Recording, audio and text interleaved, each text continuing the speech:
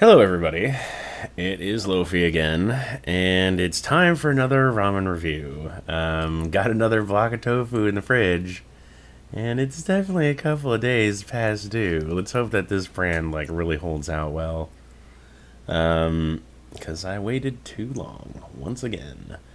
The focus of today's specimen shall be this guy right here, the MyKuali.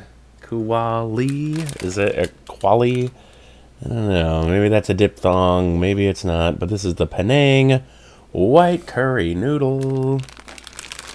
I know that I tried a variation of this, at least a variation of it, a while ago, because I saw a review of it with the Ramen Raider a long time ago, and he's like, "Oh, this stuff is great." And I know that I might have a bit of a different flavor profile because I know he likes a lot of the Tom Young stuff, and that's not maybe right up my alley. And I think that I sort of had the same kind of recollection with the curry ones. I do remember them being very good, just not the kind of style that I'm super used to. But yeah, let's get on with the review, huh? Why don't we start with the packaging? Gorgeous packaging. Look at all the things going on there. You're not gonna get any big old shrimp in there. I don't know how I feel about the suggested serving, on the depicted image of a lot of ramens, but I mean, we'll just say that hey, that's how they want you to enjoy it, maybe stuff a whole lobster in there or something. Sorry, we're getting out of focus here. Okay. I think we're back in focus. There's been a couple of these reviews which it's out of focus for 5 minutes. It's what the fuck is autofocus even for at that point? So, love the packaging. It's not just the bowl either. It's kind of a whole scenic setting here. There's more than one layer going on in that image. You have the bowl itself, and then behind that, you got a basket with some fresh ingredients and all kinds of shit. It looks nice. And in terms of the English and whatnot, there are several languages on the back of this bad boy. I don't know if we're gonna be able to make it focus. Yeah, kind of. You can see that over here, the ingredients are listed in several different languages all together, and you have the cooking instructions all listed on there. Very nicely laid out, very efficient use of space. I gotta give this, the packaging on this shit, full marks. I mean, packaging isn't huge anymore. Oh gosh, here we go. Are we focusing again? Come on, baby. Focus. Such a bummer, man. There. Finally, Jesus. Like I was saying, gonna give the packaging on this full marks. It's only 2 points, but all in all, packaging can't mean too much. So that's how we're justifying that. Sodium on this bad boy, it is intended to be eaten as one serving, so definitely another kind of small mark in the right direction for me. This gets all the right points. We might even go 3 out of 2 points of packaging on this one. It's doing it all in the right place, and it's got the nice perforated top on it, so you can just tear it anywhere. This is a great package, and the noodles are intact in there. Don't know how much the package has to do with that. I doubt that there's a tray in here holding the noodles in. But, yeah, really impressed by the packaging. Full marks on that. And it really lists out the ingredients on everything very, what would be the word here? Look at how well laid out those are. You can see that the noodles and the chili powder and the soup base, they're all listed separately, and that's great. Normally you just get some blob of ingredients, and you gotta look in there, see what's what. And the noodles do not have any TBHQ in them. That's all I can ask for. Yeah, great little package we got here. Very impressive. The sodium on that one is going to be 1 helping of 1533 milligrams of salt. So this is still the majority of your day's salt. Don't go having any more if you get one of these in there, because I'm sure, like, regardless, you're gonna eat up the rest of that percentage in the rest of your day, you know, and you probably don't even intend to. So, yeah. Take that into consideration whenever you have any ramen, you guys. You're gonna get overloaded with that salt. Going to go cook this bad boy up, and we'll be right back, everybody. Don't go nowhere. To the pot! Okay, everybody, we are back. We have the white Penang curry right here. It is strikingly red. It is incredibly pungent. Very strong, earthy smell to it. Almost chocolatey. It really does have, like, a lot of a floral aroma that also has, like, this just earthiness to it. So it is definitely, like, when I think of curry, I must be thinking of another kind of curry, you know, kind of like the red, white, yellow curry kind of things. The ones I would get at, like, a Thai shop. This is definitely, like, a departure from that, but it is definitely, like, a distinct flavor and aroma. I know it. So we're going to get a nice little picture here. So during the making of this ramen, you guys, we had a couple of different, like, sachets involved. One of them was a soup base, but another one was non-dairy creamer. There was just a packet of non-dairy creamer in there, and it's like, oh boy. I guess this is supposed to kind of be like the coconut milk kind of part of the curry. So I guess that had to be stored separately from the rest of the soup base, but that was kind of cool. And there was this also a chili sachet. There was like this really thick chili paste in there. It kind of warmed it up, let the oils sort of warm up, like inside the water while we were warming up the water to cook the soup. And I've found in the past that the best thing you can do is just take the top entirely off and just kind of work it. Wait for the oils that warmed up around it to, like, let the rest of the paste get in there. Because if you try to squeeze it out, it's going to be stuck in there in the corners forever and ever. So, yeah, just give it a little shake, a little shaky shake. The noodles were very impressive, you guys. Like, they held up very well. They had their own kind of aroma as well. I'm interested to see what the flavor of them is like, and consistency. They had to be cooked for 3 minutes, so they're more of like the standard ramen noodle. So, and curiously enough, 380 milligrams of water for this one. They normally want 500, but I guess the package and everything else is a little bit smaller, even though a lot of ingredients to that soup base. So, and by the way, the tofu held up amazing. I got this Trader Joe's, like, super firm tofu, and it doesn't have, like, any odor at all, and it's like 10 days past due. So thinking that one's going to be great too. We might give you a little review on that after this is done. But there was lots of stirring involved in mixing all different ingredients. And boy, these noodles are just like, they are so terribly red now. But we're gonna give them a nice bite here. See how they turn out.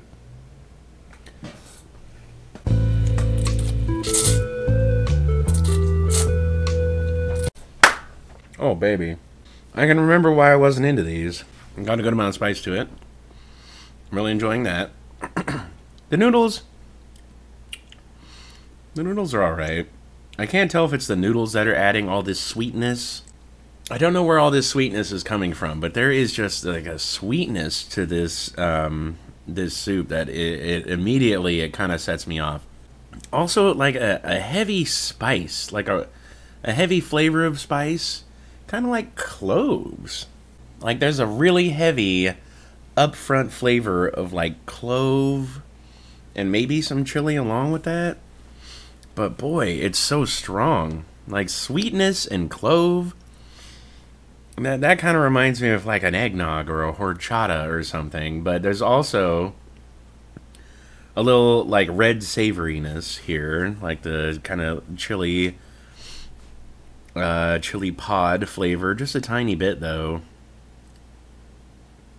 And all those things coming together, man, it really is not impressing me. I'm not liking it at all. Let me get back in here again. See what the noodles have to offer besides the broth.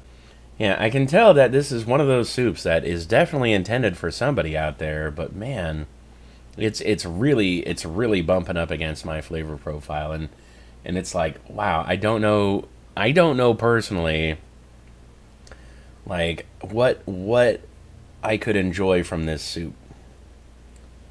Like maybe I need to try a bit more and then like have a good flavor for this type of soup and then come back at this. But right now it's just like, wow, this is an upsetting experience.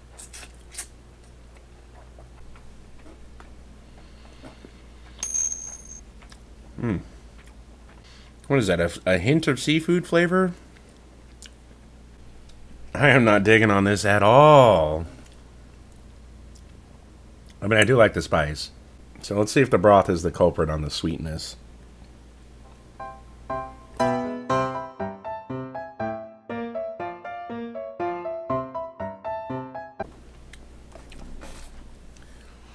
It might be the noodles that are so sweet. That's the damnedest thing. If it is the noodles that have the sweetness to them, then like I am upset right now. Like, you can make a kind of a light sauce on noodles for dry noodles and stuff, and they'll come out to be pretty good. Like chow mein, just like that little light dressing that they have on them. What does it have? Like a little bit of fish sauce and, you know, maybe like mirin, something like that. I don't know. I don't know what they put on those, but I can tell you that those are enjoyable in their own way. This one is overpowering. Like the sweetness is really setting me off, and I think I'm attributing that to the noodles, possibly. Like I taste a little bit of the sweetness in the broth too. I don't know. I am taken aback here. There's so many, like, developed flavors all coming together and sort of fighting here that I don't really know what I'm supposed to say about it. I don't really like the broth.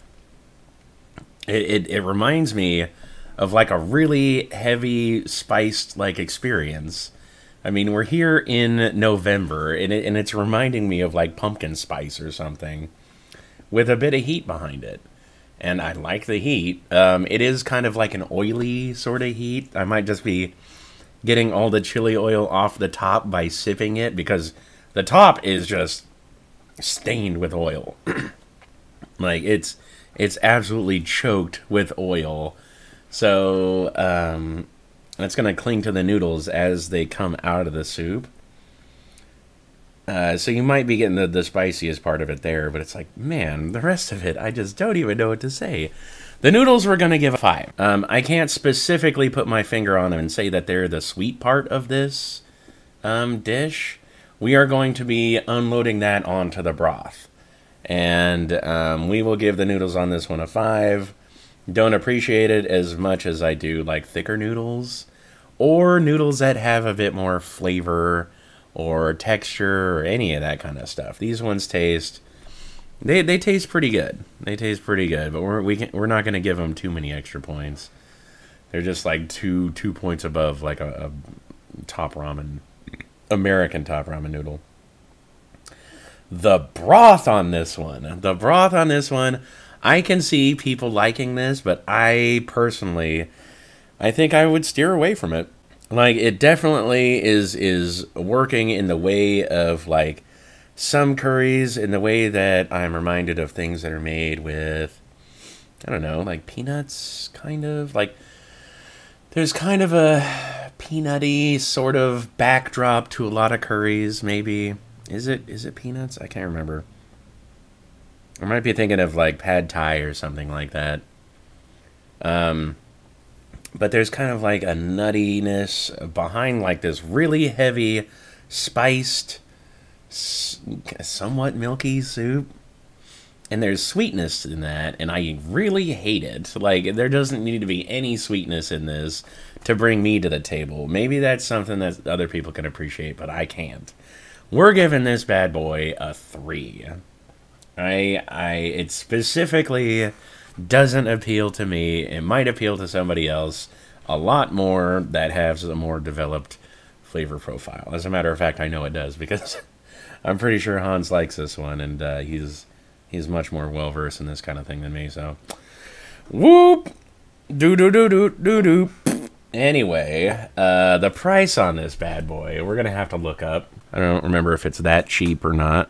I don't think it is. I think this ramen got rated, like, really high from people like Hans, like the professionals actually listen to. Alright, so it looks like this one's $4.39 for a 4-pack. And that'll run you like $1, like $1.10 or something per. It'll probably cost a little bit more if you buy them in individual packages. So we'll put that one like around $1.29, $1.39, something like that. I think that's like a 6 out of 10, something like that. We'll have to review the price as always. Like that's kind of like the stickiest part of the reviews. Bonus packages, bonus points. We did get some non-dairy creamer, and we did get some chili sachet. So we're going to give those an extra point apiece. Why not? Two bonus points for all of this effort. I mean, it doesn't taste like it's an easy flavor to recreate, so we're definitely going to give that points where we can. It's just so unappealing to me for some reason, baby. We're going to throw some tofu in it and finish up the broth, and yeah, I'll tell you how all that is later. We're putting up all the final points right now up on the screen. I'd like to thank you all for joining me again for another episode of the Ramen Abyss. Getting the hang of filming and doing all that again. One of these days we'll get ambitious and we'll start to do the big episodes again, but yeah, like I said, this is kind of a weird point in my life. We're trying to get a job on the side. Yeah, I can't promise we're going to be spending more time towards editing and stuff, unless I can sort of get a bit of money together and, you know, the whole Twitch thing picks up a little bit more. But, you know, whatever. Let's talk about that shit later. See you guys next time, everybody. Bye-bye. Thanks for watching, everybody. And an even bigger thanks goes out to the people still supporting me on Patreon. You guys are amazing, and I'd like to thank you from the bottom of my heart for continuing your support. It really motivates me to keep me going.